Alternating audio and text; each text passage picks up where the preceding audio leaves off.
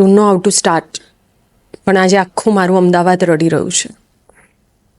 હજારો dreams and desires, લાખો અનસ્પોકન words આજે ક્રેશ થયા છે. જે વ્યક્તિ ફ્લાઇટ બોર્ડ કરી રહ્યું હશે એને ખબર પણ નહીં હોય કે આ મારા જીવનના લાસ્ટ ફ્યુ મોમેન્ટ્સ હશે. કોઈ ભણવા જઈ રહ્યું હતું, કોઈ ફેમિલી સાથે લંડન સેટ થવાનું હતું. અહીંયા કેન્ટીનમાં બેઠા બેઠા ડૉક્ટર સ્ટુડન્ટ્સને ખબર હતી કે આ મારો લાસ્ટ કોળિયો હશે. Life is so unpredictable. હવે મીડિયા પાસે આવનારા 10-15 દિવસ માટે મસાલેદાર ન્યૂઝ છે.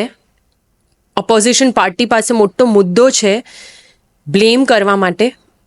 કદાચ સરકાર આની પાછળ જે જવાબદાર હશે એને સજા પણ આપશે, હોપફુલી. પણ જે વ્યક્તિએ પોતાના ફેમિલીને ગુમાવ્યા છે એને આનાથી ન્યાય મળશે? બિલકુલ નહીં. I don't think so. દર વખતે આપણે કોણ જવાબદાર છે એવા જ સવાલો પૂછવાના, કોઈ પ્રિકોશન્સ લેવાના જ નહીં.